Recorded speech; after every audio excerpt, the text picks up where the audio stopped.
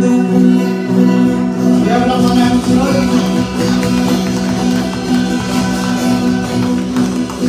Sige, palakpak na kaya ng Panginoon. Ang sigawan. Hallelujah!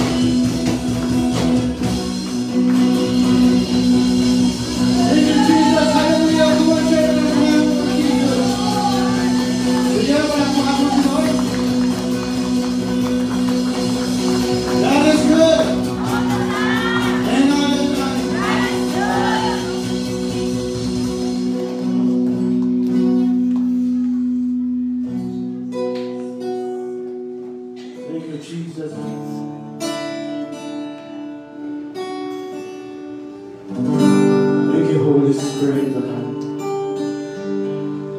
Fill this place, Lord God, for your presence, Lord.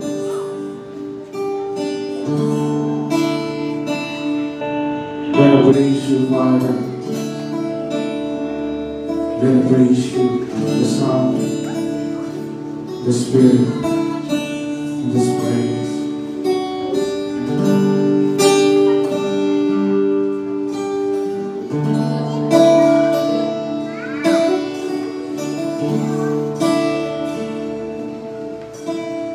Love like this, we were waiting without hope, without love, till from heaven comes the rain, with us in your eyes.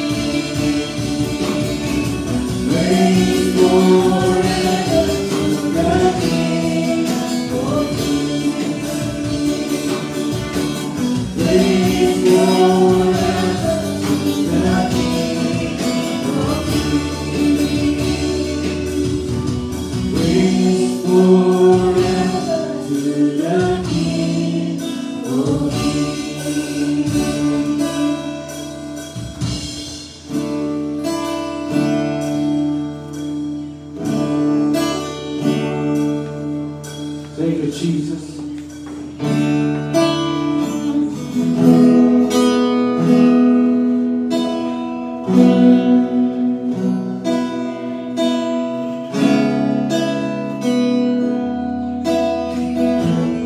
Here I am, Lord.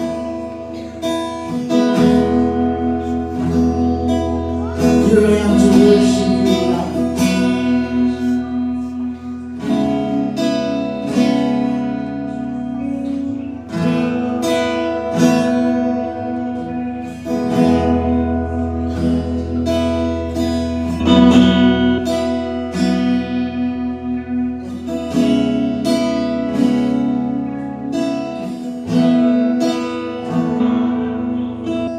Light of the world, you step down into darkness.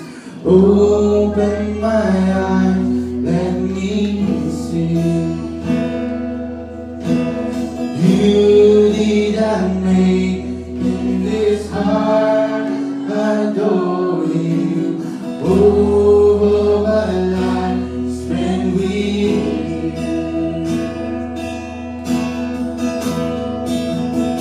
Here I am to worship. Come on, church, raise your hand. Here I am to bow down. Here I am Worship the to Lord. say that you're my God. Yes, Lord. You're altogether lovely, altogether Yes. worthy, We got here to worship you, God. altogether wonderful to me.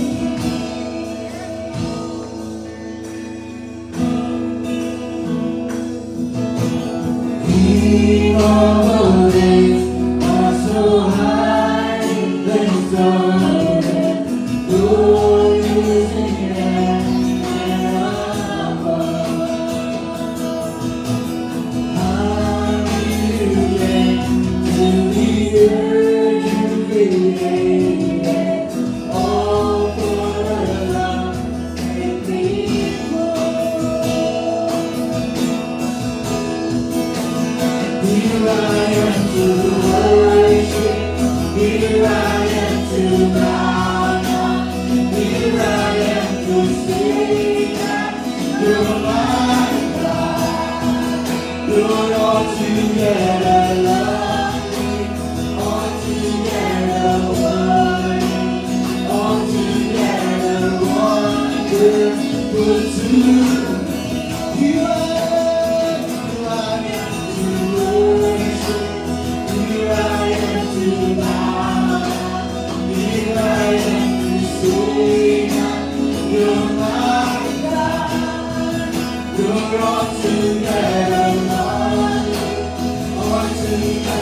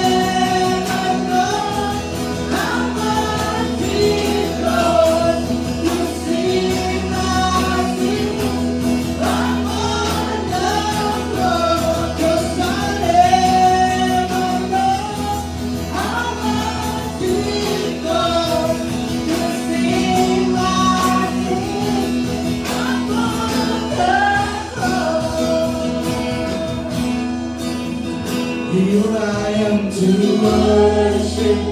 Here I am to bow down. Here I am to say that you're my God. You're altogether lovely, altogether worthy, altogether wonderful to me. Here I am, Jesus. Yes, Lord, here I am. Here I am to say that you're my God. You're altogether lovely, altogether worthy, altogether wonderful to me. Here I am. Here I am to worship. Here I am to bow down. Here I am to say that you're my God. You're altogether lovely, altogether worthy, altogether wonderful to me.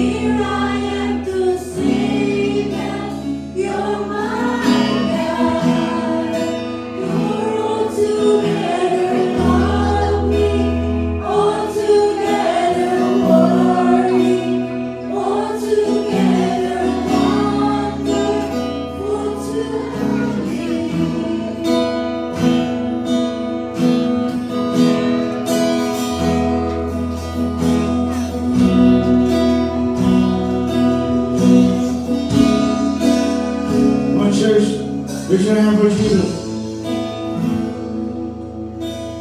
Call upon the name of the Lord and be saved.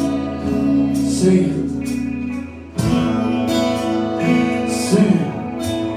Call upon the name of the Lord and be saved. One more time. Sing it. Call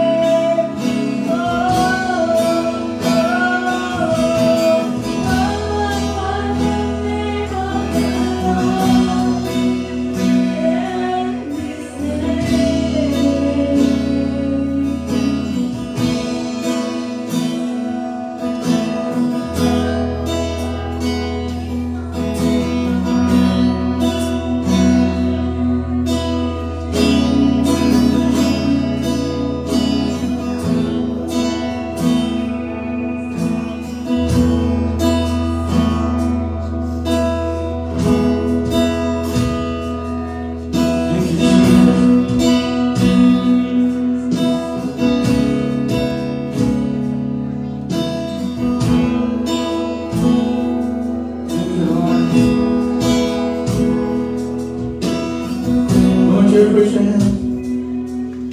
Father God, we thank you, Lord God, for this morning. Thank you, Lord God, for your goodness, faithfulness, Panginoon, sa amin, Lord God.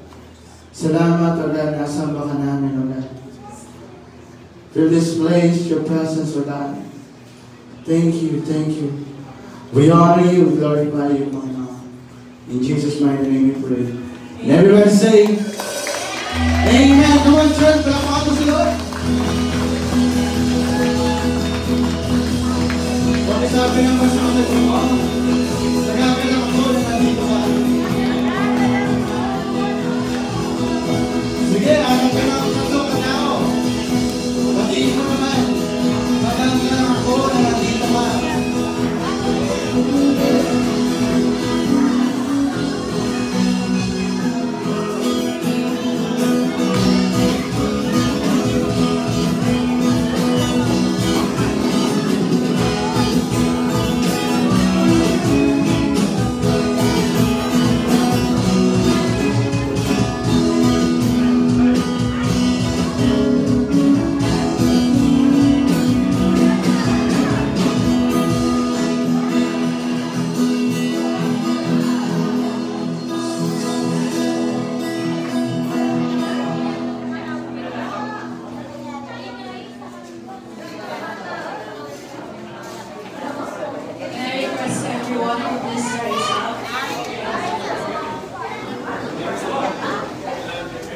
Pwede na po ba tayo munang tumayo? O habang pumunta yung mga bata sa kanilang Sunday school.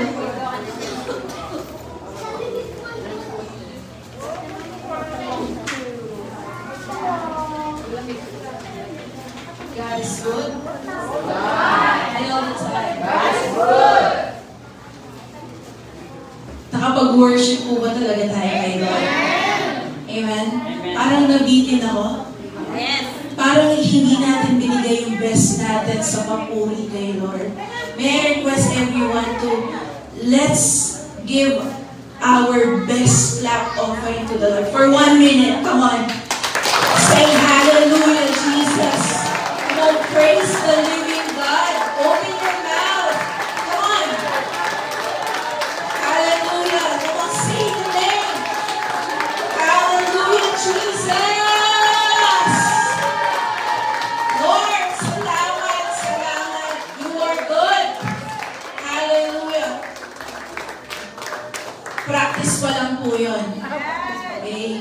Di ba yun yung the best? Amen? Meron pa tayong ibibigay na the best clap offering for the Lord. Amen? Ready na po ba tayo? Yes! Pagbilang ko lang 3, we will give our best clap offering and we will say hallelujah. We will shout hallelujah. Amen? Sige po. 1, 2, 3. Hallelujah! Thank you, Jesus. Lord, we are so blessed to be here in your presence. We are so blessed to be in your midst, Lord. That's why we will give our best honor, our deep respect to you, Lord. We will focus on your word. We will focus on you, Panginoon. Our spirit is open. Our mind is ready to receive your word, your revelation sa amin ngayong malang ito na magpapabago ng aming buhay, ng takbo ng aming buhay, Panginoon, this year 2025. And we are just so excited, Lord, sa gagawin nyo na breakthrough sa mga buhay po namin, Panginoon. Salamat, Lord. We are here. We are so blessed to be here, O God, sa lugar po na ito. And we just want to continue to honor you, Holy Spirit. Holy Spirit, without your presence, without your move, we are just making a noise in this place, O God. Wala pong kwenta, Lord, ang lahat ng aming ginagawa dito if you will not show up in this place and let your power be experienced by each and every one who is watching this live broadcast, Lord, and even the persons na nandito po sa lugar na ito. That's why, Lord, we just want to cry out for your mighty presence to manifest in this place. Lord, we are not here to drink coffee as if we are watching a TV or a movie in our house. We want to give our best honor, best respect, our highest honor and respect that we can give to you. For you are our God, you are our King, and you are our Lord. Salamat po, God. We thank you, we honor you, and we love you. In Jesus' name. Amen. Amen. So we can all be seated in the presence of the Lord. Yung po mga nasa likod, you can move forward. No? Kapag po sa ayuda, tayo ay nangunguna. Gusto natin nasa una tayo. Diba? How much more sa blessing ng word ni Lord. Amen? Hindi po tayo mag-umpisa hanggang nasa likod po kayo. Come on, move forward.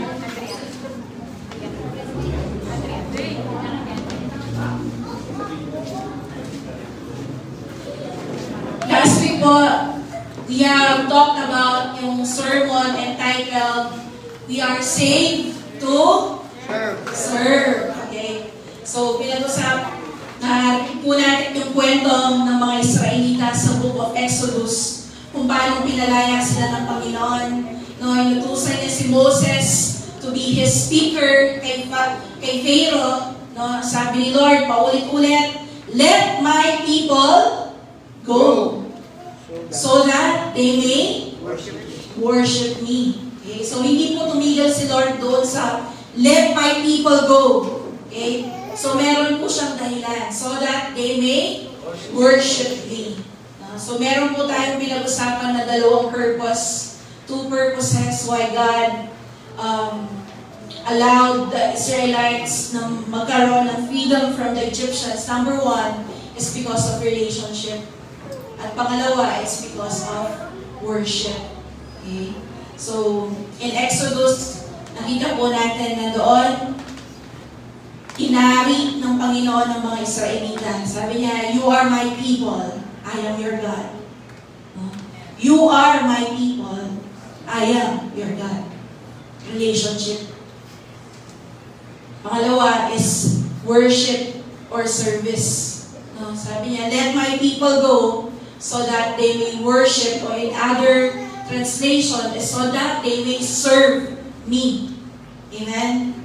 Our freedom was not intended for our own agenda or our own fit. Our freedom is intended for the purposes of God. Amen? Worship is not a side benefit of salvation. So, it is the goal. You are saved to worship. Amen? Meron po tayong kanta. I was made to worship. I was made to bless your name. Tama? Amen? So, that was our message last week. Amen? Nakakasunod po ba? So, this week, titignan naman po natin is, ano ba ang opposite ng worship? Okay? So, the opposite, kabaligtaran ng worship is idolatry. Okay? Do you know that God hates idolatry? Tanong nyo, bakit? Hindi talaga nag-almusal. Tanong nyo, bakit? Because idolatry is not only a false worship, but it is a spiritual treason. Ang ibig pong sabihin, it takes the glory that belongs to God and gives it to its creation. Okay? Kaya po meron tinatawag na idol. Di ba? Pag meron tayong idol, I was able to watch a Jessica Soho episode. Yung bata na teenager, idol niya itong mga Korean group na ito. And then, meron siyang lola na nagtitinda sa palengke. Okay? And, napag-alaman na almost 2 million na yung nananakaw niya sa lola niya. Dahil, pinambibili niya ng mga iba't ibang items na merong photos ng kanyang idol. Biruin mo yon, 2 million pesos ang nanakaw niya sa kanyang lola just because idol niya itong Korean group na ito. E da siguro balo niya, bagya-bagya, ating mawawala. So, it took them years before ma-discover na nawalan pala sila ng ganong kalaking halaga. Amen? So, an idol, no, it is anything that takes God's rightful place in our hearts. Alam niyo, walang masama po sa trabaho, career, business. Walang masama na magkaroon ng kanang anak, asawa. Okay? Walang masama na magkaroon ka ng hobby, mag-relax ka.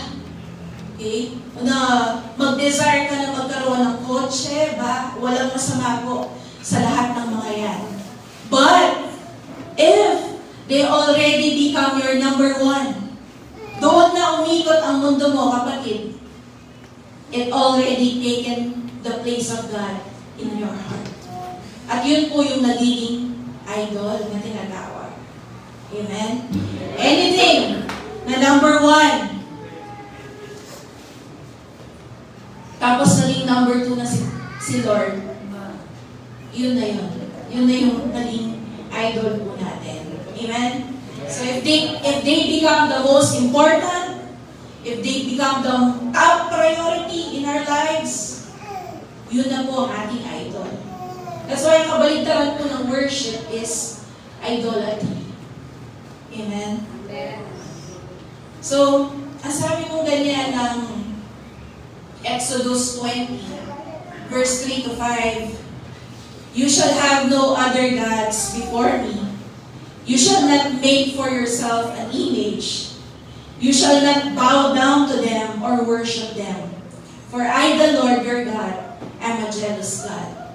Kapag may asawa ka, maybe boyfriend or girlfriend, and then nakita mo na parang, ay, close siya dito, parang merong nangyayaring sweet-sweetan na hindi dapat. Kapatid, kapag ikaw hindi ka nagselos, ibig sabihin, hindi mo talaga mahal yung tao na yun. Kapag wala kang naramdaman, na kahit konting katiting na hindi ka na-bother, ang ibig sabihin, hindi mo mahal yung tao na yun. Amen? Amen. Bakit? Kasi, kapag daw pala mahal mo ang isang tao, you have what we call protective love. Kagaya po ng Panginoon. Meron po palang tinatawag ng makadiyos na pagsiselos. We can read that on 2 Corinthians chapter 11, verse 2. Ang sabi ganyan, ay makadiyos na pagsiselos kasi ang nararamdaman ko para sa iyo. Ang sabi yan ng Panginoon. Sapagkat tulad kayo ng isang dalagang birhen na ipinangako kong ipapakasal sa isang lalaki, si Kristo. The picture of the church, us, na mga tinawag ng Panginoon, is we are the bride of Christ. And our husband is our Lord Jesus Christ.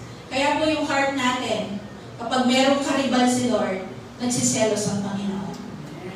He is burning with jealousy. Nakakita na po kayo ng asawang mapagselos? Amen? Diba? Anyways, sabi po ganyan ng kanta, you have no rival, you have no equal. Now and forever, God, you reign. Yours is the kingdom, yours is the glory, yours is the name above all names. Amen? Yun daw po dapat ang ating team song kay Lord. You have no rival, you have no equal. Now and forever, God, you reign. Amen? Amen? Because God is a jealous God. Amen? And now, let's look at ano bang resulta ng pagkakaroon ng idol sa buhay po natin. So let's look at the life of King Solomon. You know, I've already preached again and again the life of Solomon, yung positive side. But now let's look at the negative side. Alam natin, King Solomon was so intelligent, napakadami niyang kayamanan, no? He's so rich and even full of wisdom. Pero alam niyo po, ito yung fall ni King Solomon. Let's read on 1 Kings 11, verses 9 hanggang 13. Sabi ganyan, nagalit ang Panginoon kay Solomon dahil pinalikuran niya ang Panginoon. Anong ginawa ni Solomon? Tinalikuran niya ang Panginoon. Ang Diyos ng Israel na nagpakita sa kanya ng 2 beses. Kahit binalaanan niya si Solomon. So si Lord, nagbigay na ng warning kay King Solomon. Sabi niya, huwag sumunod sa ibang mga Diyos. Hindi pa rin sumunod si Solomon sa kanya. Kaya sinabi ng Panginoon kay Solomon, dahil hindi mo tinupad ang aking kasunduan at ang mga utos ko, kukunin ko sa iyo ang iyong kaharian, ang kaharian mo, at ibibigay ko sa isa sa mga lingkod mo. Kapatid, lahat po ng meron tayo, bigay lang ng Panginoon. Amen. Kung gusto niyang kunin yan, kaya niyang kunin. Even at this instant. Amen? Amen? Kaya kung meron kang kailangan i-worship, baka-worship, baka-mahalin, yun ang Panginoon. Kasi sa Kanya nanggagaling ang healing, sa Kanya nanggagaling ang breakthrough, sa Kanya nanggagaling ang pagkakaroon ng kalayaan natin sa buhay. Amen? Lahat galing sa Panginoon. Kaya sabi niya dito, andiyan ikaw yung peko makwalto, hanggang ikaw yung peko matalinong hari yan. Sabi niya, kukunin ko yung harian mo, ibibigay ko sa tagapamahala mo, sa mga lingkod mo. Amen? Everything we have comes from God. He can give it and He can take it away. That's why only God deserves our worship. He never breaks His covenant. Sabi niya dito, dahil hindi ka tumupad sa ating kasunduan. Si King Solomon, who is also the teacher of the Israelites, siya hindi tumupad doon sa kasunduan nila. Okay? Later, I will remind you, ano ba yung kasunduan na yun, Ate Wilma, na binrake ni King Solomon.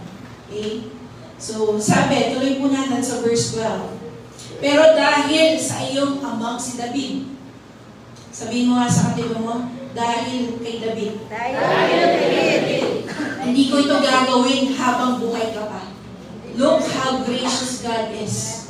Dinelay niya pa yung dapat na consequence doon sa pag-break ng covenant ni King Solomon. Sabi niya, dahil sa ama mo, dahil kay King David, no? Hindi ko gagawin ito habang buhay ka pa. Gagawin ko ito sa panahon ng paghahari ng iyong anak. Look at the characteristic of God. Yes, God is gracious, but God is also just. Hindi porket mahal ka ng Panginoon, yung parusa, no, doon sa ginawa mo o yung resulta ng ginawa mo, automatic na matatanggal. No? Sabi niya, gagawin ko ito sa panahon ng paghahari ng iyong anak. Pero hindi ko kukunin ang buong kaharian sa kanya. Magtitira ko ng isang angkan, alang-alang sa aking lingkod na si David. Again, because of King David. At dahil sa Jerusalem na aking hinirang na lungsod. Let me tell you yung background, bakit sinabi ko ito ng Panginoon. Okay. So, Israel, si King Solomon po ay ang pangatlong hari. Okay? After na lumabas sila sa Egypt, okay? So, nag-travel sila hanggang nakarating sila sa Promised Land.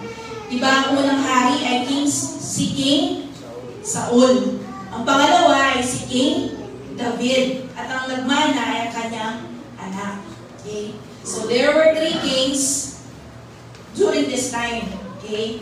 So, ang nangyari po, dahil sa Pinagpala talaga ng Panginoon si King Solomon, hindi dahil sa sarili lamang niya, kung hindi dahil sa kanyang amang si Haring David. Okay? Alam nyo, kung meron po kayong makukuha, mga parent, kalabitin mo yung parent na katabi mo. Okay? O kung wala ka pang anak, kung may bala ka palang mag-asawa, learn this. Alam nyo, yung ginagawa po natin na mabuti ngayon, yung paglilingkod natin sa Panginoon, hindi lang ikaw ang makikinabang yan. Maging yung anak mo at kaapu-apuhan mo. Amen? Paulit-ulit na sinabi ng Panginoon dahil sa iyong amang si David, nakapaparusan. Amen? O, dahil sa iyong amang si David, maglakwang upang ang kanyera. Kasi ang nangyari po, dahil nga po pinarusahan ng Panginoon ng mga Israelita because of idolatry. Okay? Nagkaroon sila ng other God. Other than the true living God, the only God that we serve. Okay? So, ang ginawa niya, hinati niya ang mga Israelita. Okay? Nagkaroon ng tinatawag na Northern Kingdom at Southern Kingdom. Okay? Ang Northern Kingdom ay merong 10 tribes.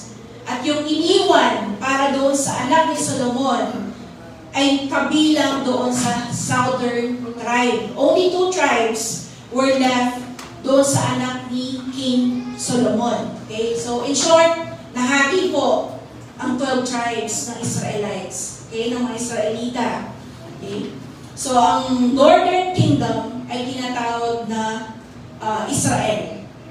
At ang Southern Kingdom ay tinatawag na Judah. Kaya kung magbabasa ka in Old Testament, malilito ka, ano ang Israel at ang Judah? Okay? Bakit parehas ko silang nababasa? Okay? So, they were the 2 kingdoms out of those 12 tribes. Nakakasunod po? Okay? So, merong North, merong South. And, naging magkalaban din po sila. Okay? So, yung Northern tribe, ang kanyang capital is Samaria. So, dito po nanggaling ang mga Samaritano. At sa Southern Kingdom, ang mga Hudyo.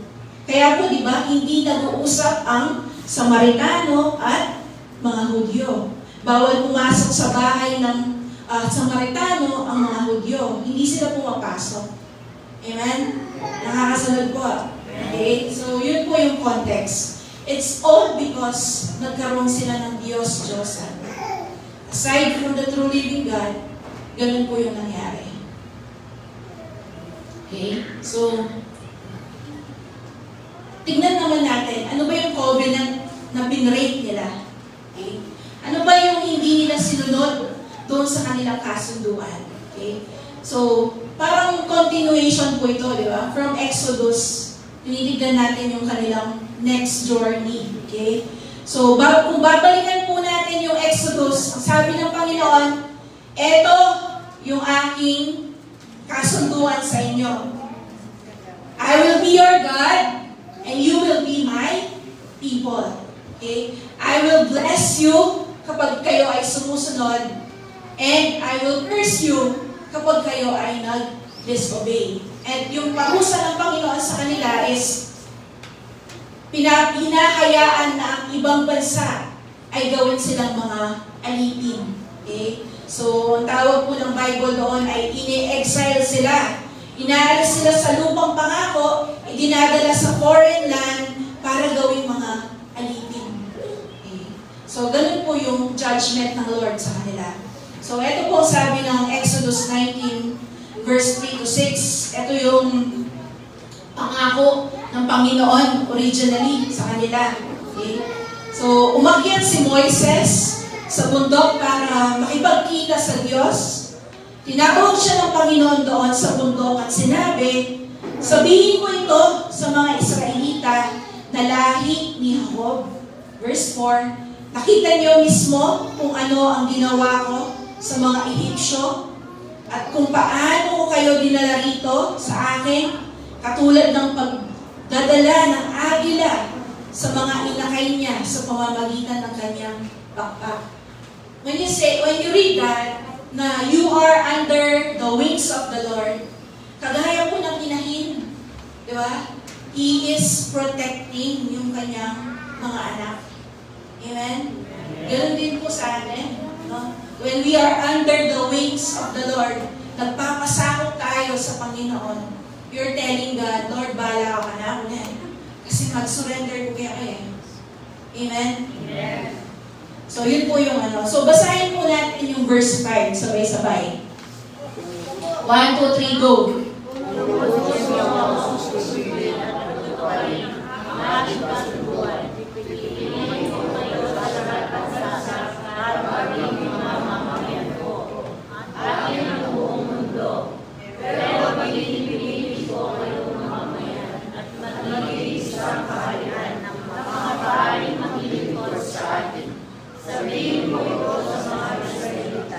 Amen. Kagaling niyo pong mamasan, eh.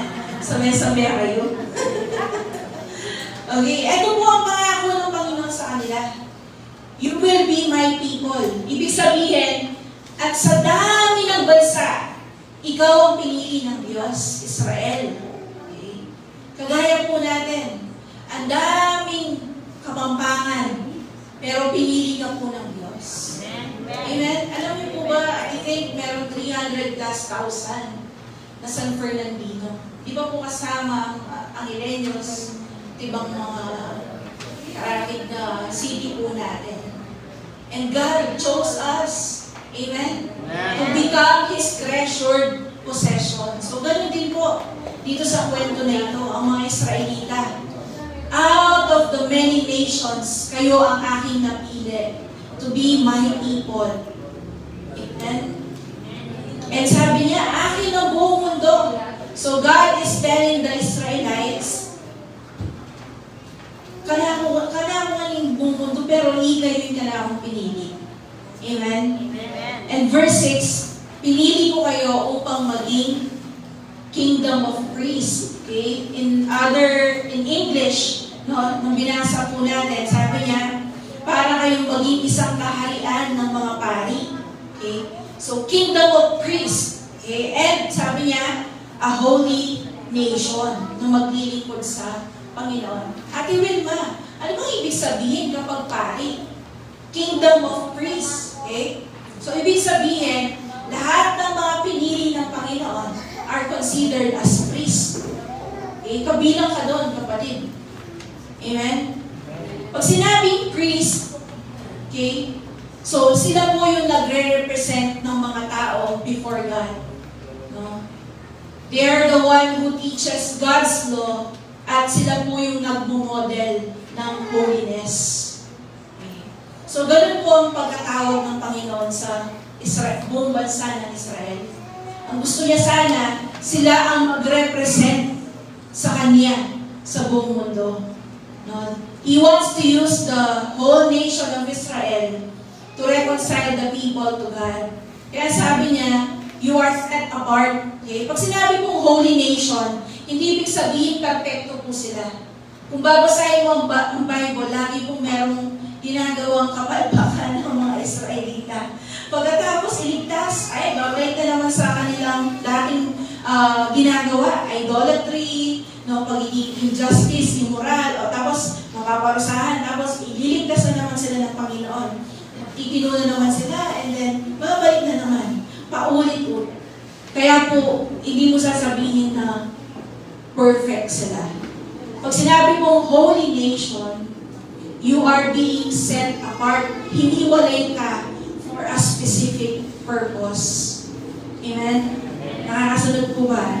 So, yun po ang pagkatawag ng mga Israelita. Okay? And even us. Amen? So, yung pong sinabi ng Panginoon na yun was their identity and their mission. Sabi niya, you are my treasured possession.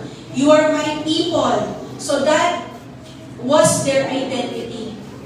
Kapatid, kapag tatanungin ka, sino ka?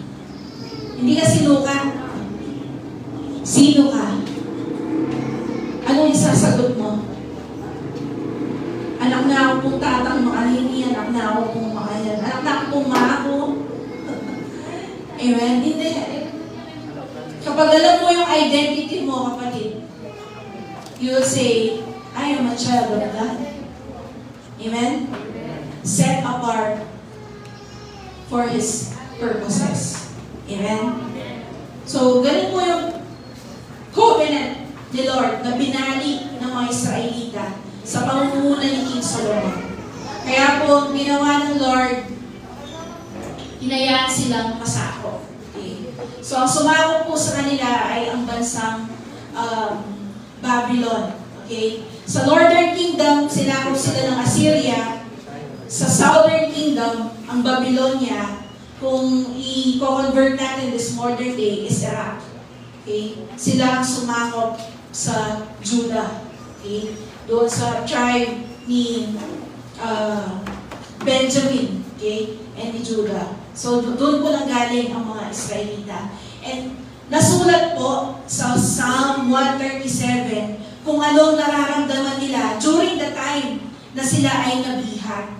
Okay? So, sabi pong ganyan sa Psalm 137 verse 1, nang maalala namin ang Zion, umupo kami sa pangpang ng ilog ng Babylonia at umiyak.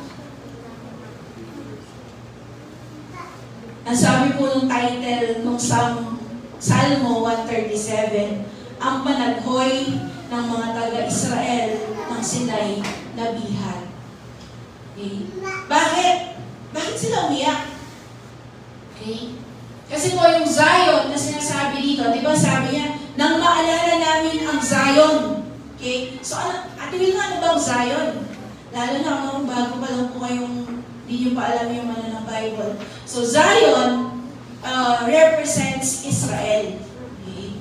Aside from that, it also represents their temple of worship, where the presence of God is there. Kasi po, ang mga Israelita, ang belief nila, kailangan sasamba ka lang doon sa kanilang templo.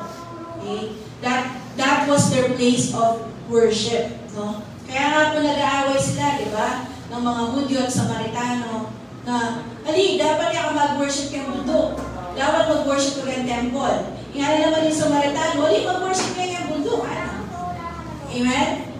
Kaya po, sabi niya dito, naalala nila yung Zion, yung kanilang promised land, yung kanilang place of worship, and also their place of home.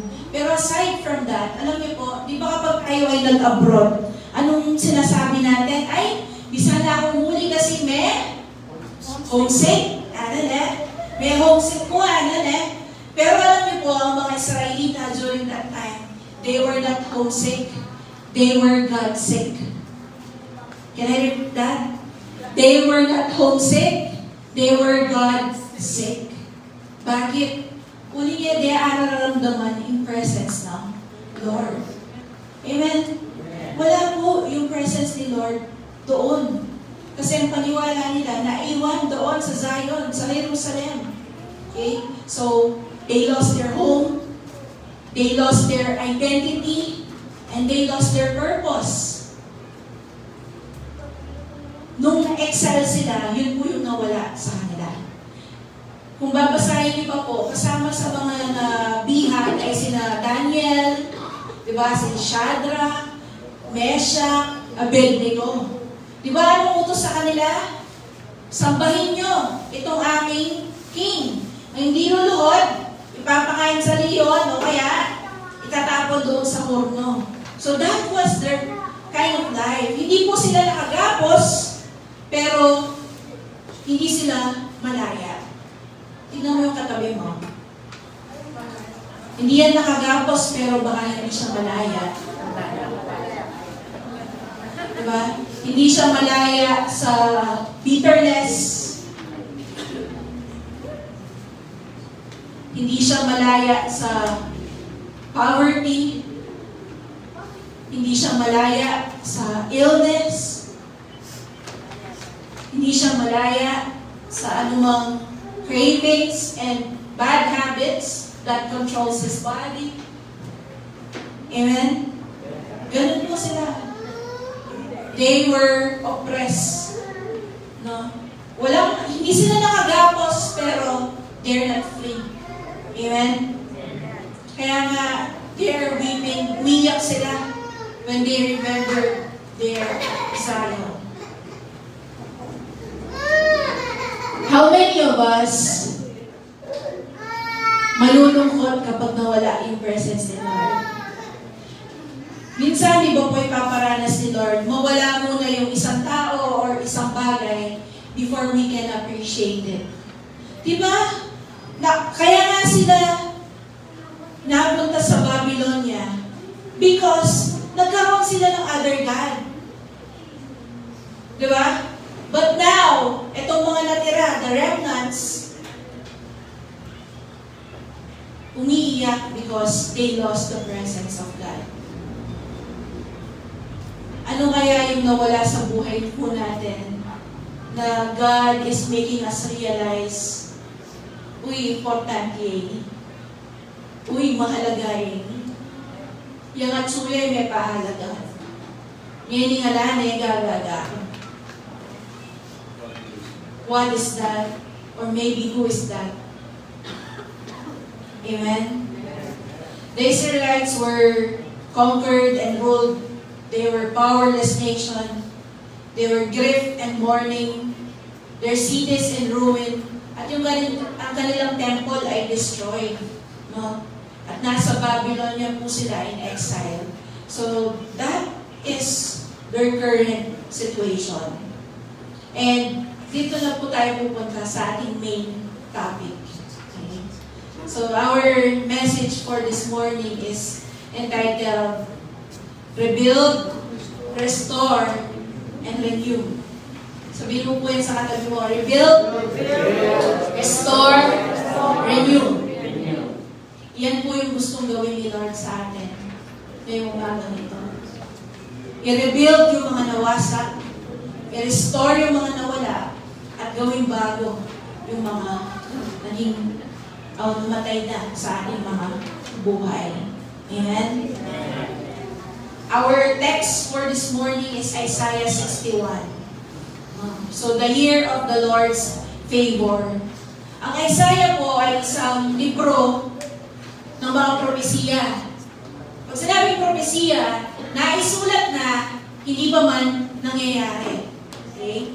And ang sumulat po nito ay taga Southern Kingdom, Propeta Isaiah. Okay? So, galing po siya sa Judah. Okay? Sa lahi ng mga Hudyo. And ito pong libro ng Isaiah is nasulat 700 years before Christ was born. Okay? So, ang layo po, no? 700 years na isulat na before pa po dumating ang ating Panginoong Jesus. Ano po ang sinasabi ng Isaiah 61? The year of the Lord's favor. The Spirit of the Sovereign Lord is on me, because of the Lord has anointed me to proclaim good news to the poor.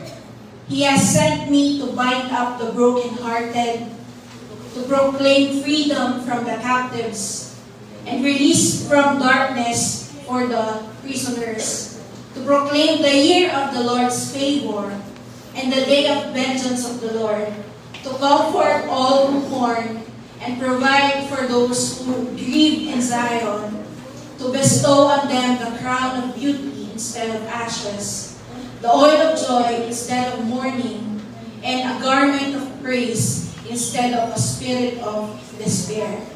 They will be called oaks of righteousness, a planting of the Lord, for the display of His splendor. Amen.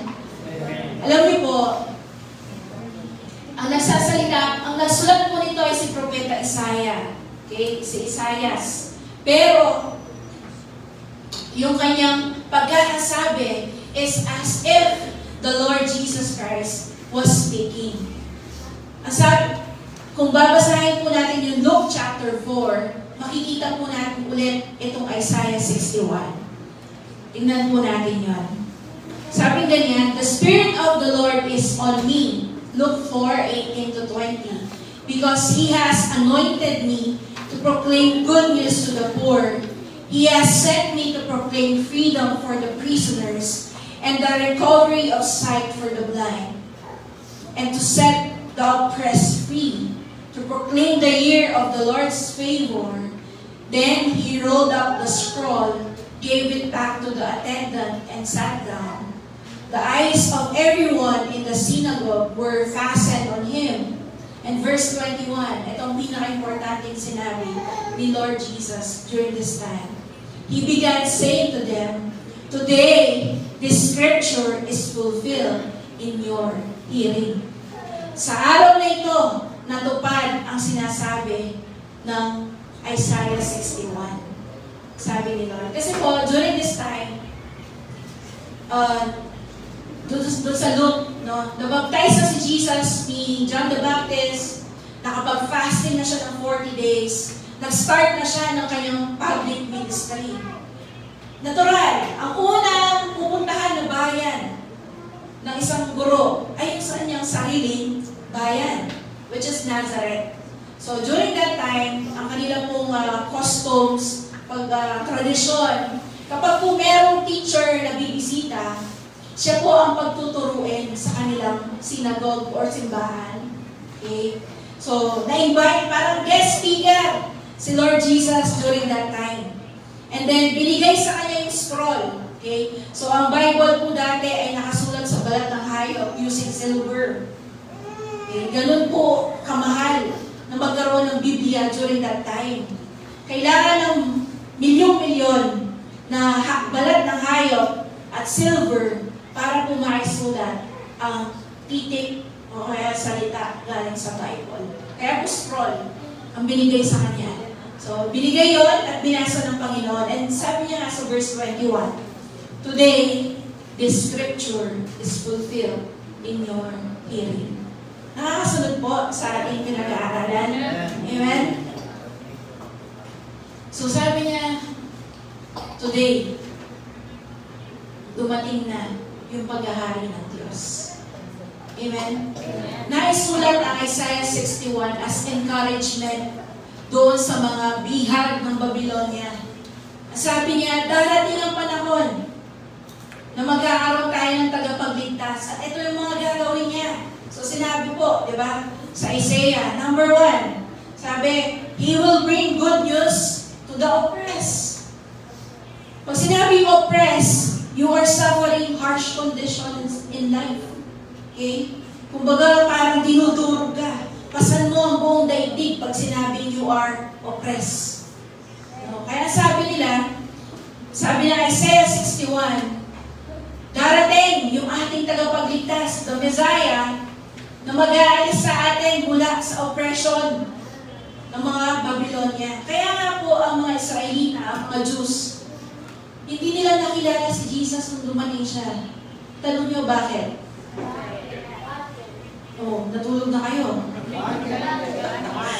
Hindi nila nakakilala si Jesus. Tanong niyo bakit? Kasi ang inaasahan nila is a political savior. Magliligtas sa kanila mula sa ibang bayan.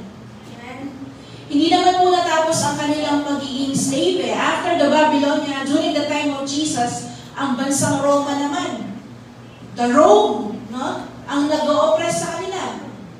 Kaya, for the longest time na sinulat ito, remember, 700 years before po dumating our Savior, from the time na naisulat ang Book of Isaiah. So, siguro ilan kalawaan ng marundatang ng kiyang Savior, namatay na yung kanilang mga great na ninuno. Hindi pa dumarating ang Messiah, ang kanilang tagapagligtas. Amen? Pero sabi po ng Isaiah, ito ang kanilang hope.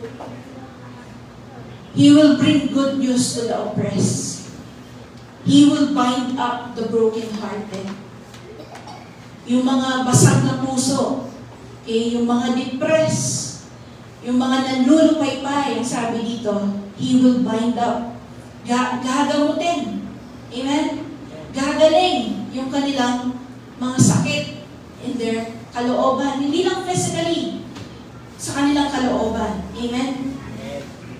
He will release the captives. Diba? Ano nga sila? Slave nga po sila. In-exile sila. Bihag sila. Kaya sabi dito, He will release the captives and those who are bound up. And for He will proclaim the year of Yahweh's favor. No? Pag sinabi mong Yahweh's favor, ito po yung tinatawag nila na Jubilee. Okay? I'll explain that later kung ano ang Jubilee. And number 5 na gagawin nung inaantay nilang Messiah was, He will comfort those who mourn or grieve. Remember, ang daming nawala sa kanila during the time that they were transported sa ibang lugar.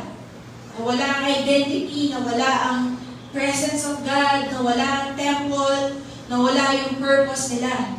Amen? Kaya sabi niya, those who mourn will be comforted.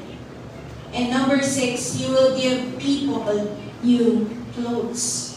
Balikan po natin, pag sinabing doon sa number 4, doon ako gustong mag-focus na He will proclaim the year of Yahweh's favor. Meron pong tinatawag na year of Jubilee ang mga Israelita. Okay? Ano nangyayari, Ate Wilma, pag merong taon of Jubilee? Okay? So, ganito ang nangyayari. Okay? On the 50th year, okay, doon nangyayari ang Jubilee. Every 50th. Okay? So, halimbawa, 2050. Okay? So, yun ang year of Jubilee natin kasi every 50th. Okay? Ang ginagawa po ng mga Israelita, kung ikaw ay may utang, i-cancel lahat ng utang mo. Ay, Ate Wilma, manutang na akong 1 million bayo perasing 2050. Kasi pala, patawaran doon ang utang ko kasi rin 2050. Manutang na akong 10 million. Okay? So, ganon. Kinakancel lahat ng utang on the year of Jubilee. Okay? Yung mga land na narimata, na-repossess, binabalik sa original na may-ari. Okay? At ikaw, kung ang pamilya mo ay naging slave, pinapalaya ang mga slave nila. And then, pinagpapahinga ang lupa. Walang nagtatanim ng 2 taon. On the 50th year and the 51st year. Ganun po ang year of Jubilee. Ate Wilma, anong kinalaman yan sa mga Israelita? Okay. So, ang sabi po ng Bible o ng mga scholars, the year of Jubilee is like a shadow or typography of Jesus. Okay. Kung paano kinakancel ang lahat ng utang, ganun din ang ginawa ng ating Panginoong Yesus sa atin. Kinancel ang lahat ng ating utang, pagkakasala. Amen? As if we have not sinned. Alam ba ka? Amen? Ano ba? All slaves were set free. Kagaya po natin, we have been set free by God. Amen? Tayo po ay alipin ng kasalanan. Gusto mong bumait, hindi mo magawa. Gusto mong gumawa ng tama, hindi mo magawa. Amen? But because of Jesus, we have been set free doon sa power of sin. Wala na pong control yung sin sa ating buhay. Amen? And ang sabi ganyan, families got back their inheritance in the land. When we receive Jesus, naging tagapagmana ka na po. At hindi lang ng bansang Pilipinas, kung hindi the kingdom of God. Amen? Amen. Kaya sabihin mo sa katabi mo, huwag ka nang magpanggap na mahirap. Mayaman tayo. Diba? Nagpapanggap pa siyang mahirap, nagpapalibre sa'yo, no? Amen? Ibinalik po sa atin yung ating inheritance, which is the kingdom of God. Amen? Sabi po ng 1 Peter 1:4, purihin natin ang Diyos at ang Ama ng ating Panginoong Jesucristo. Dahil sa dakila niyang awa sa atin, ipinanganak tayong muli sa pamamagitan ng muling pagkabuhay ni Jesucristo. Ito ang nagbibigay sa atin ng malaking pag-asa na may nakahandang mana ang Diyos para sa atin. Hallelujah. Laya ng kulit-kulit tatang mo kung manong kaya. Hindi na ako ng mana. Maka-ready para ang Lord. Talagang mabiyadahin Kristyano. What a blessing. Amen? At ito, totoo po ito. Na ginawa ng Lord para sa atin. Ang manang ito'y nasa langit, walang kapintasan, hindi nasisira, at hindi kumukupas. You know what? Just one text, pwedeng mawala lahat ng pera mo sa bangko. I just read sa Facebook yata, yung retirement niya, lahat ng savings niya, all his life, because meron siyang kinlink na link na sabi from SSS something, i-claim mo yung ganito. He clicked that link, in just 2 hours, lahat ng pera niya sa bangko nawala. But look at what 1 Peter 1:4 says. Yung mana mo na nasa langit, walang kapintasan, hindi nasisira, hindi kumukupas, hindi nawawala, hindi nananakaw. Amen? Kaya sabi ng Bible, mag-imbak ka ng kayamanan sa langit. Kasi hindi nawawala yun, hindi nananakaw. Tama, di ba? Kasi hindi ito nananakaw. Nawawala. Amen? Kaya sabi pa po, no, the land itself rested from labor. Alam niyo po, every time na Friday, Saturday, pansinin mo ang daan o yung mga dinadaanan mo. Ang daming mga taong nagsisell group na may alak. Kumpul-kumpul na. Mag-sell group na, hindi nakatapon. Friday, Saturday. Bakit? You know what? Ang sabi nila, so that they can relax. They can rest. Pero ang totoo nun, sakit ng ulo ang abot nila. Hindi naman talaga sila nakapagpahinga. Because ang hinahanap talaga ng ating kaluluwa, ng ating espiritu, is the rest that is coming from God. Diba? Walang magtatanim during the year of Jubilee. Kung ano lang ang tutubo doon sa lupa, yun ang kakainin nila. Do you know what that represents? Nagtitiwala kami sa Lord. Na pag nagpakinga kami, you will still provide kahit di kami magtanim. Maraming tao, 2-3 ang trabaho sa abroad. And even here, even Sunday, wala nang day off. Kailangan kayod ng kayod para daw makapag-provide sa family. At wala nang time sa Diyos. Pero look at the year of Jubilee. Nagpahinga sila ng 2 years. Ala kung delakta kanta, haratang maglasag ng 5 years ang kanya ang magobra at masakit ang stocks, kumabiya ka. Walang ganon during that time. Talagang aasa ka doon sa pinoproduce ng lupa. Fresh ang pagkain mo. Amen? And on the year of Jubilee, walang tanim, walang work. Okay? But God still provides. Amen? Sabi ng Matthew 11:28, come to me and I will give you rest. Loy, may piling kasipin mo, lupay yatang mapagal. Sabihan mo kaya, munta ka ang Lord. Ang Lord ka magpainawa. Aligay po lang kabayo. Amen? Wala pong ganun dito. Amen? Wala ganun dito. Jubilee was good news to the poor, to the oppressed, and to the broken. Amen? Biruin mo yun, there is a reset na mangyayari when there's year of Jubilee. No? So sabi mong ganyan, physical freedom, cancellation, and restoration.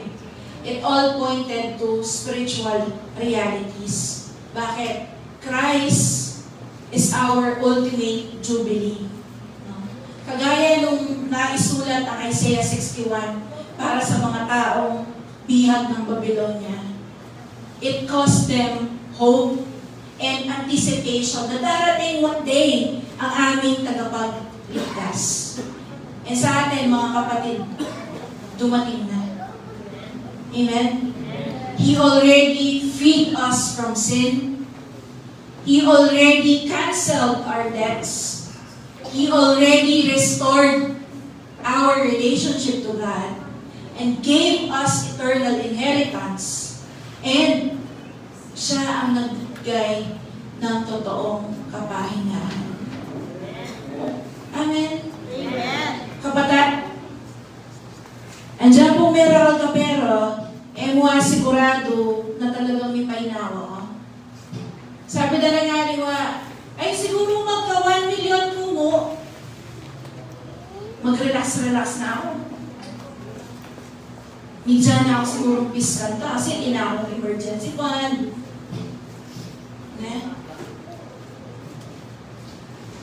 Pero alam niyo po, kagaya na kwento ko, isang maling pindot mo lang, wala lahat ang iyong inaasahan na yan. Amen? Amen. Kaya nga kapatid, kung meron po tayong i-worship, yun na yung ating Panginoon. That can give and can take away. Amen? Siya lamang po talaga ang ating source. Amen? If we want to have a strong life, kailangan isasandalan mo, solid yan. Puto kami katsipin mo, nung ka makasandal. Kambong ba yan?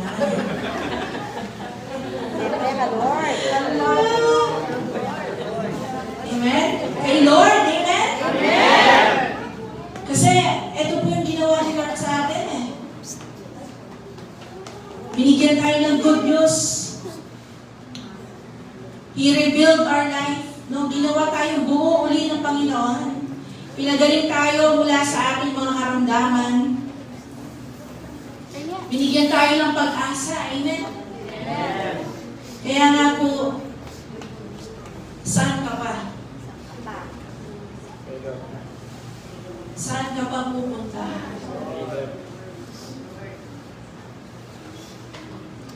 Tignan niyo po, di ba, nagkaroon sila ng dating covenant. Pagdating sa Exodus, di ba, I will be your God, you will be my people, I will bless you kapag susunod ka, I will curse you kapag hindi ka sumunod. But look at the new covenant na binigay ng Panginoon sa kanila. In Jeremiah 31, verse 31, chapter 31, verses 31 to 34. Sabi pong ganyan, sinabi pa ng Panginoon, darating ang panahon na gagawa ako ng bagong kasunduan. So, look at that. Si Lord lagi ang nakikipagsundo sa kanyang mga pinili.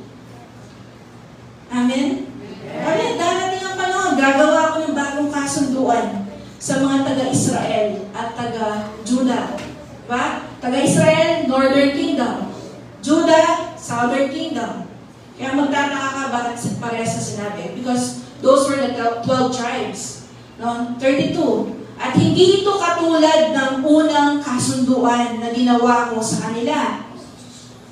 Kanilang mga ninuno noong pinagtubayan ko sila sa paglabas sa Ehipto. Kahit na ako'y parang asawa nila, hindi nila tinupad ang una naming kasunduan. Okay? Verse 33, sinabi pa ng Panginoon, ito ang bagong kasunduan na gagawin ko sa mga mamamayan ng Israel pagdating ng araw na yon.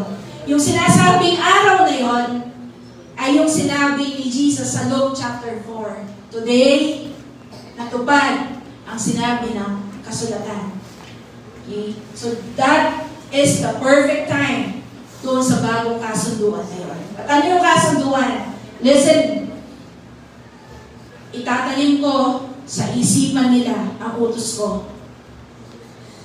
At isusulat ko ito sa mga puso nila. Hindi na nila kailangan pang turuan ang mga kababayan o kapatid nila na kilalanin ang Panginoon. Sapagkat kikilalanin nila akong lahat.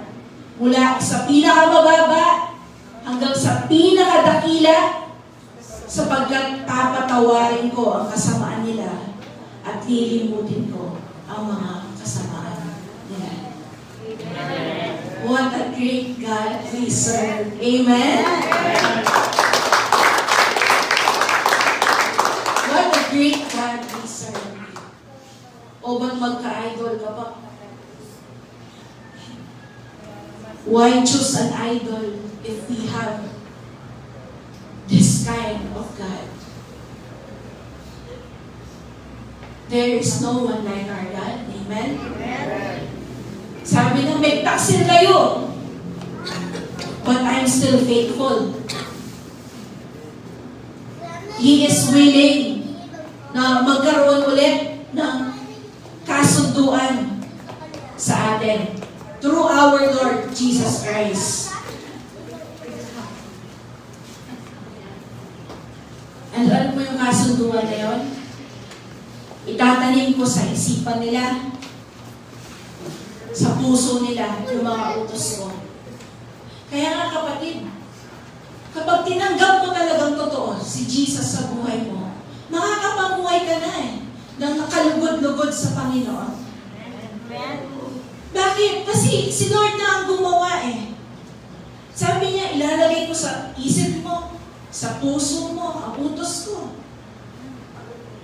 Bigyan na ng arugong Lord kaya ko. Amen? Amen? Hindi na nila kailangan pang turuan ang mga kababayan o kapatid nila na kilalanin ng Panginoon. Sapagkat kikilalanin nila akong lahat. Nandiyan ang pinaka-above at ang pangigkampi ka makwarta. You need God in your life. Kaya magtaka kay tao, nandiyan atin niya laging pantunan Diba? Hanggang yung naman, sharean pa yan about nating ginong. At iyan pantunan ng kimbiyena, amen?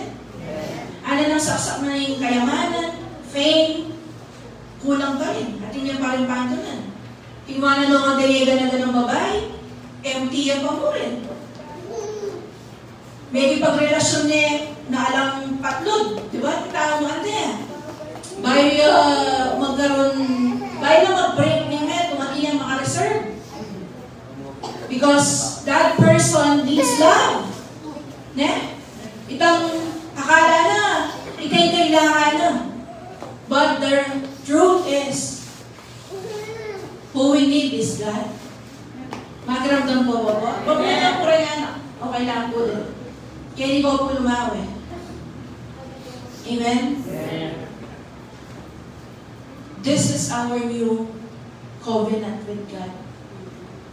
Aliwanay kang kay Exodus na po ang ating gawang mali, maparusak pa. Amen?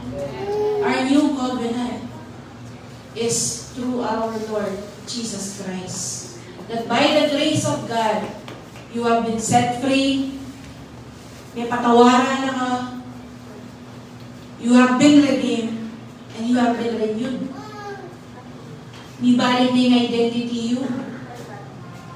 And our identity is in Christ. Yung mga southern kingdom in Babylon, they lost their identity, they lost their purpose and mission, and they lost the presence of God. But in the new covenant, binalik na Lord Jesus ito.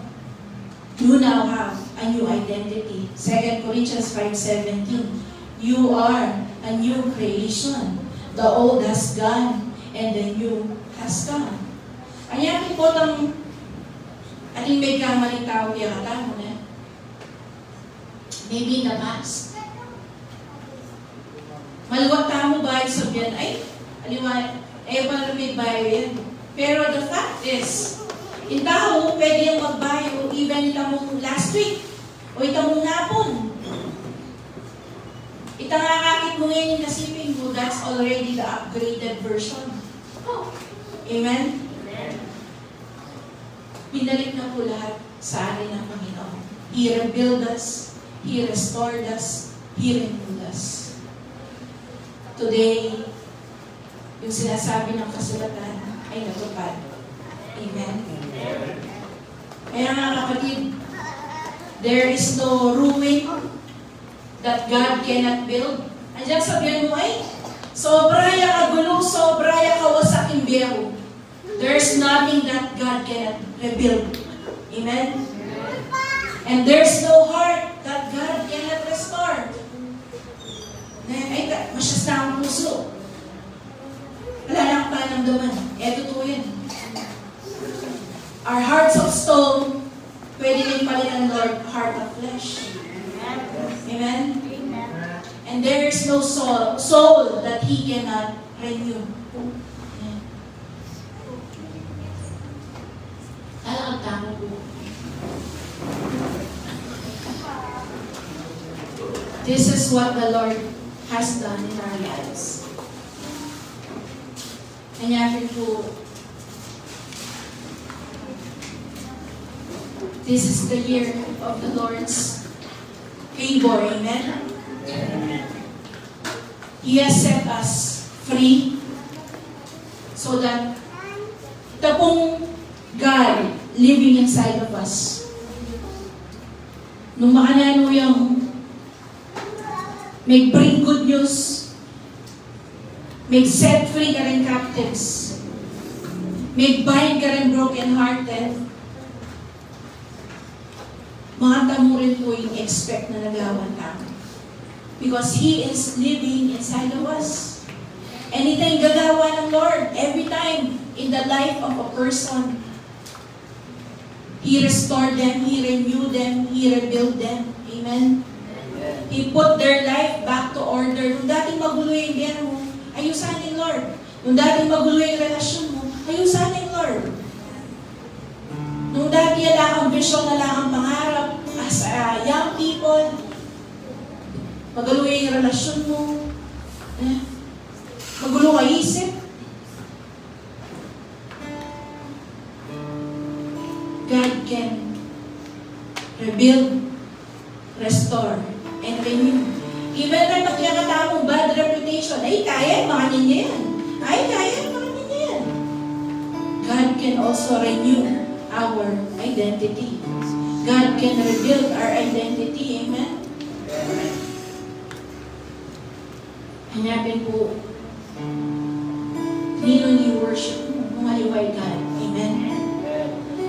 The God that can give us everything. Binyan na naman kung Lord ng Egadala na kiyakatama. He gave us a new covenant.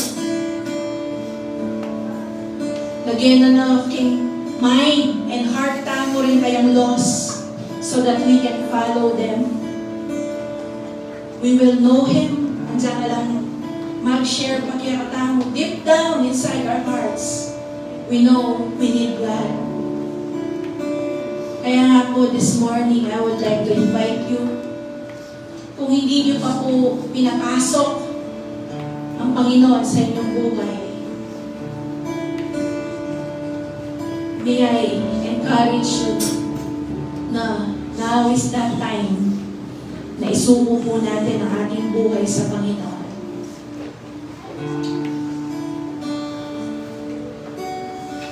Apart from God, we can do nothing. Lagi pong kulang ang ating mga pagsisikap. Kaya panigaran mo na, kaya kasipag mo na, kaya kagaling mo na. Pero lagi pa rin kulang. Makapagal. Makapagal kapag minasak yung sarili mo, kapatid. Kaya iniburi ng Lord. Iabe me. I-involve me. Isuko me. Imbiye mo kaya. If you are open, if you would like to receive the Lord Jesus in life mo, follow this short prayer. Panginoong Jesus, Panginoon Jesus, nagtitiwala ako sa iyo. Sa iyong ginawa. Sa oras na ito, pinubukas ko ang aking puso. Pumasok ka sa buhay ko bilang aking Diyos at tagapagligtas. Simula sa araw na ito, pagharian mo ang aking buhay. Patawarin niyo po ako sa lahat na aking nagawang kasalanan, sa aking pagmamataas. Patawarin niyo po. Kailangan po kita. Binibigay ko ang buong pagtitiwala ko sa iyo. Gawin niyo po ang hindi ko kayang gawin sa aking buhay. Sa pangalan ni Jesus.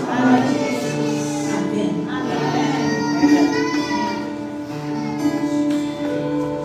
Our God is mighty to save. Amen.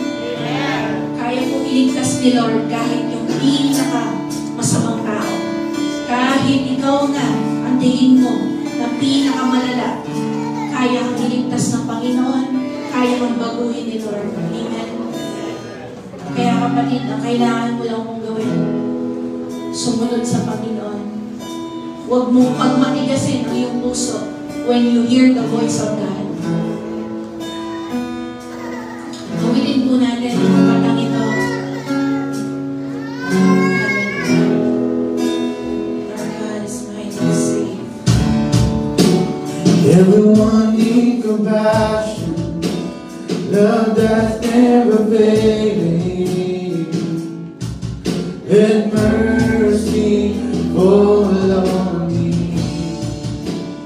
Everyone needs forgiveness, the kindness of the Savior, the hope of nations.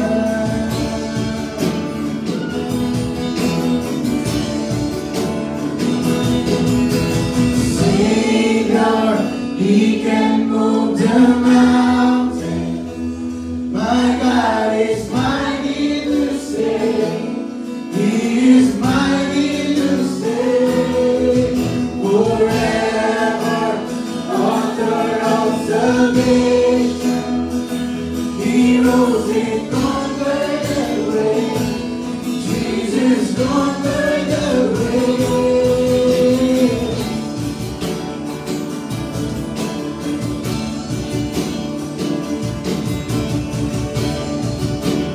Take me at your body, all my fears upon us, and feel my life again. Keep my life to follow, everything I believe in. Now I surrender, not to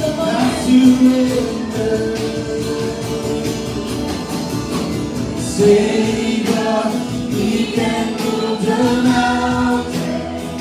My God is mighty to save. He is mighty to save.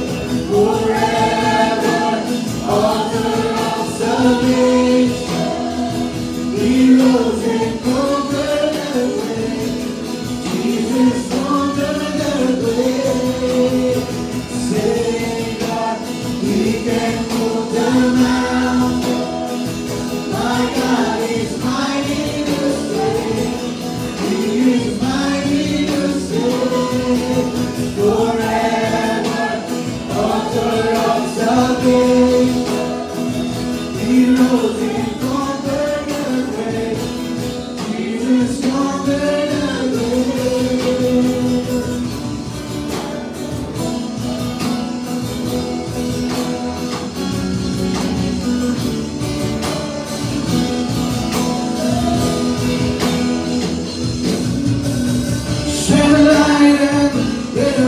we're singing, what a glory, what a reason King. Jesus, shine a light and let the whole world see. We're singing, what a glory, what a reason King. Jesus, shine a light and let the whole world see. We're singing, what a glory, what a reason King. Jesus, shine a light and let the whole world see. We're singing, what a glory, what a reason King. Jesus, shine a light. Come on, church, sing it. Worship the Lord. What a glory, what a reason Jesus, shine a light and let the whole world see. We're singing, what a glory, what a reason King. Jesus, shine a light and let the whole world see. We're singing, what a glory, what a reason King. Savior, He can move the mountain. My God is mighty to save. He is mighty to save. Forever, author of salvation. Come on, sing it.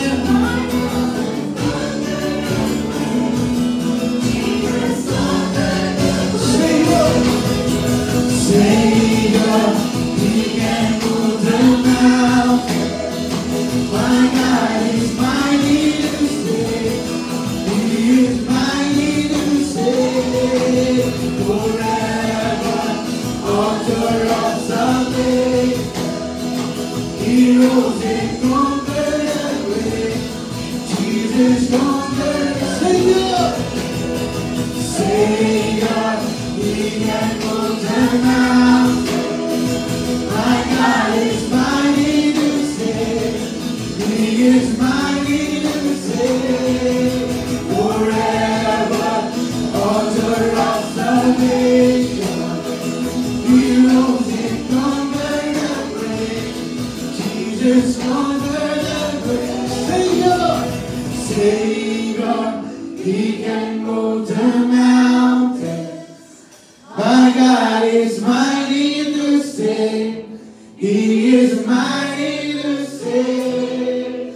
Forever, author of salvation.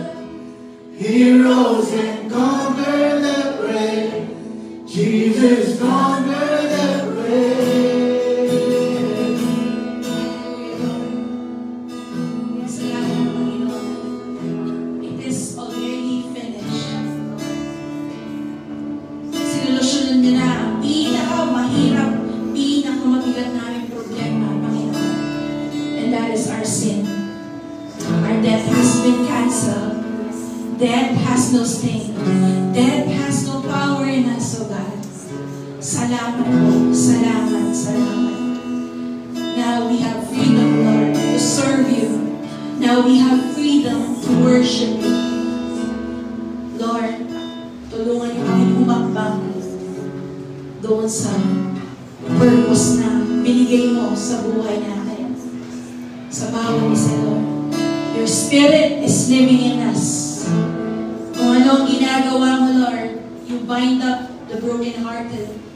You comfort those who mourn and grieve. You bring freedom and good news to the oppressed.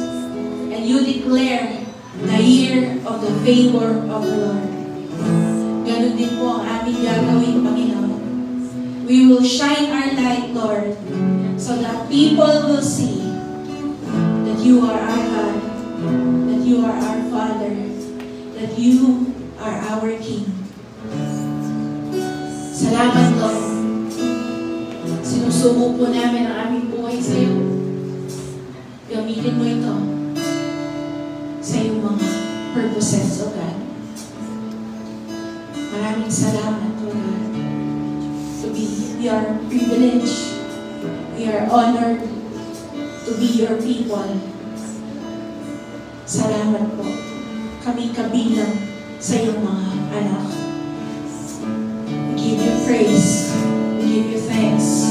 We give you all the honor. In the name of the Father, the Son, and of the Holy Spirit. Lahat po ay nagsabi ng malakas na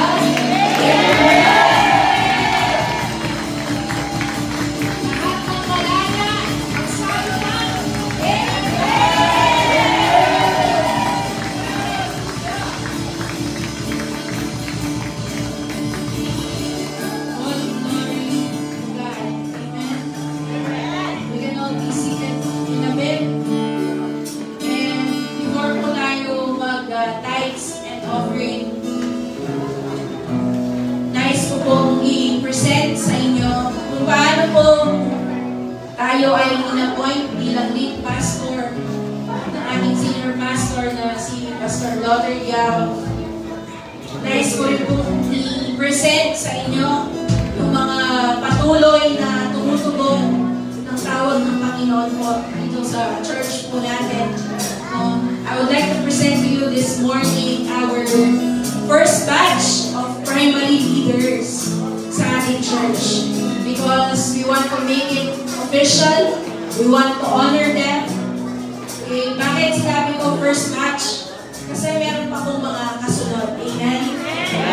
Ito lamang po yung unang batch na nakausap natin at talagang, sige, Ate Wilma, we want to be with you na maglingkod kay Lord. Okay? So, I know, meron pa pong i-raise up si Lord. Second batch, third batch, fourth batch, and so on. Amen? So ngayon, tinatawag ko si Andrea para po sa certificates. Kapag po tinawag ang inyong pangalan, pumunta po tayo dito sa harapan. Amen? Okay, so through Vine World Harvest Church, this certificate of appointment is presented to the following. Okay? We have been prayerfully and officially anointed as a primary leader to Vine World Harvest Church, San Fernando City, Pampanga.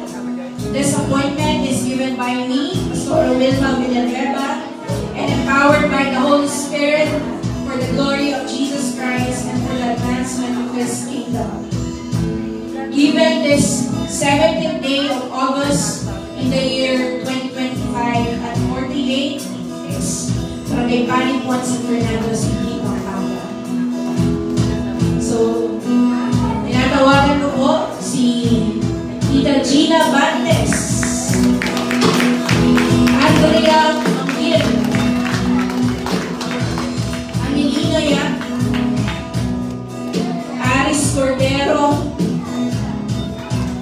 Jerry Cordero, May Sabide, Bernardo Esmeralda, Mary Rose Esmeralda, Grace David, Carlo Gala. Okay? So, palakpakan po natin sa Lord sa kanilang mga buhay.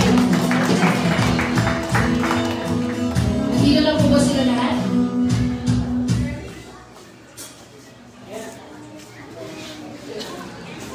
Tandaan niyo po kanilang face. Pag meron po silang ginawa, boom niyo sa akin. Pag may ginawang maganda, amen? Okay, so, ito po yung ating mga kasamahan na leaders sa church. I know we are all co-laborers, co-workers ng ating Panginoong Yesus. But, as the lead pastor, sila po ang unang-unang katulong ko sa pinapagawa po ng Lord para po sa church natin. Okay. So, tandaan niyo po ang kanilang mga face. Okay. So, one of these days, sila po ay co-contact maybe sa inyo para yayain po kayo mag-cell group. I pray na kayo ay mag-respond ng yes. Okay. Alala ko po sigurong every karela na. Pagluto lang ko lagi. Ne? Pagluto na kayo, hindi na. Ne? So, sila po yung katulong po natin na magmamahal sa mga taong pinagkatiwala ng Lord sa ating church. Okay? These are the people na first batch pa lang. Baka po second batch kayo. Amen? So, sila po yung nag-agree. Sige, Ate Wilma, papadisciple din kami sa'yo. Okay? So, sila po yung magpo-focus sa aming cell group, pag-follow up ng mga tao, no, sa iba't ibang ministry dito sa church. But higit sa lahat, yung ministry of reconciliation, no, yung sa mga tao po. Okay? So, sila po yung ating katulong. Amen? Okay, so, tayo po tayo lahat at ipag-pray po natin sila.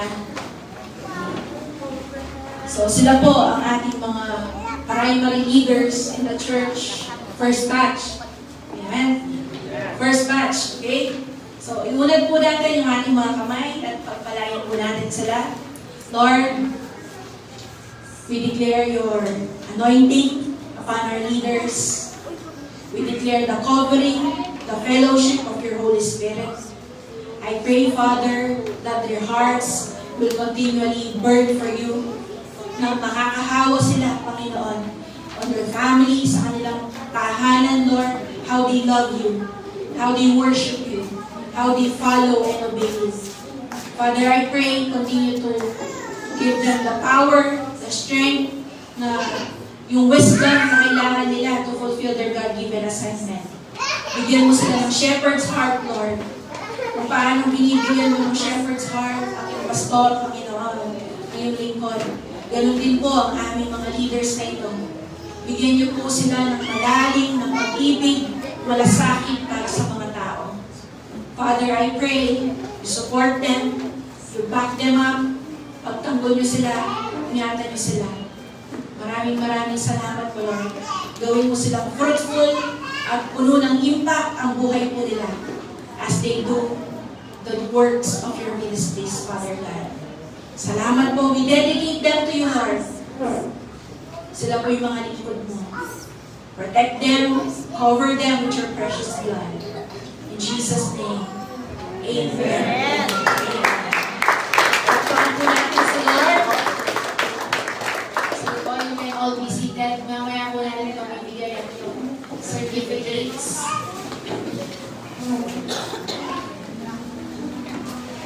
Are you blessed? Tulad po tayo mag-bless dahil manawag po tayo sa ating tithes and offering. Let's call on our P12 Ate Rose Esmeralda. Thank you po, Pastora. Amen! Amen! Alright. So, sino dito, sabi nga ni Pastora kanina, mapapagod ka kung sa sarili ka lang magtitiwala. Amen? Alam na, sabi nga ganyan, according sa research, alam niyo po ba kung bakit sobrang nasa-stress ang mga tao? Alam niyo ba anong aspeto? Yes, sa finances. So tayo po'y patuloy na mas-stress kung magtitiwala lang tayo sa sarili nating kakayahan sa paghahanap, buhay, paghahanap ng pera.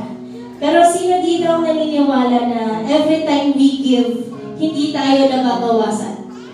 Amen? So sabi nga po sa 2 Corinthians chapter 9, verse 6, ito lang yung patunay na kapag tayo ay nagbigay, hindi tayo mawawalan. Ang sabi nga ganyan, remember this, whoever sows sparingly will also reap sparingly, and whoever sows generously will also reap generously.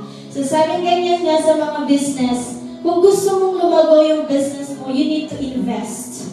Amen? Kailangan natin ng maglabas. Kailangan natin magbigay, kumbaga. Ganun din sa kingdom of God. So yung tithe natin is our obedience. Kasi sabi nga ganyan, hindi naman sa atin yung tithes. Binabalik lang natin yan. So that is our obedience. Yun yung tanda na tayo sumusunod. And yung tithes naman natin, or yung offering I mean, is yun yung investment natin in eternity. Amen? So when we give generously, hindi tayo nababawasan. Because God's math is different. Iba po ang mathematics ni Lord. Ibibigay natin yung sa atin gamit sa ang ating mga kamay, wala sa atin. At ibubuhos naman ni Lord yung sa Kanya. We're in, sabi ganyan, it will always be greater. Amen? Amen po ba? Okay, tayo po ay lumayo at hawakan na ating mga kaloob. Let's pray.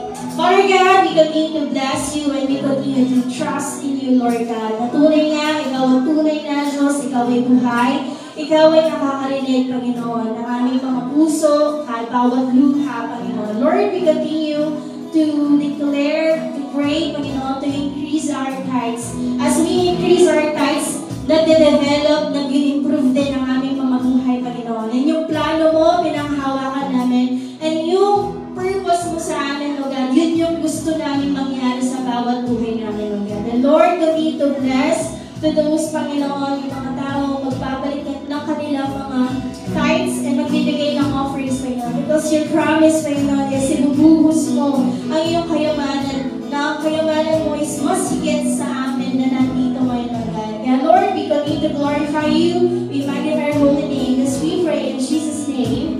Amen. Yes, Lord. Yes, Lord. Yes, Lord. Yes, yes, Lord.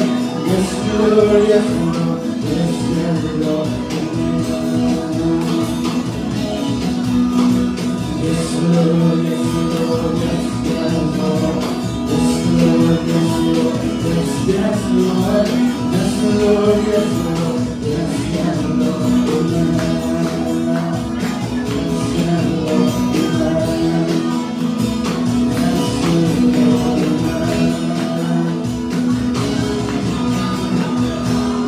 Let's all stand and receive the blessing of God this morning.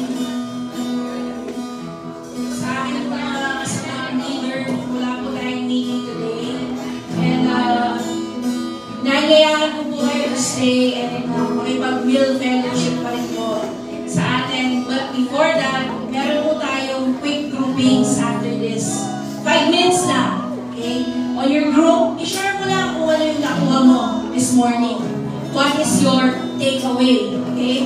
So, yung mga kasamahan po natin na leaders, sila po yung magtatanong sa inyo, i-group nila kayo.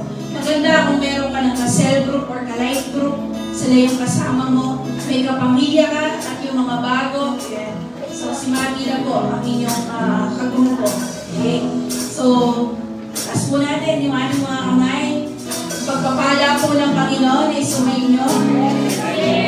May the beautiful face of the Lord shine upon you all.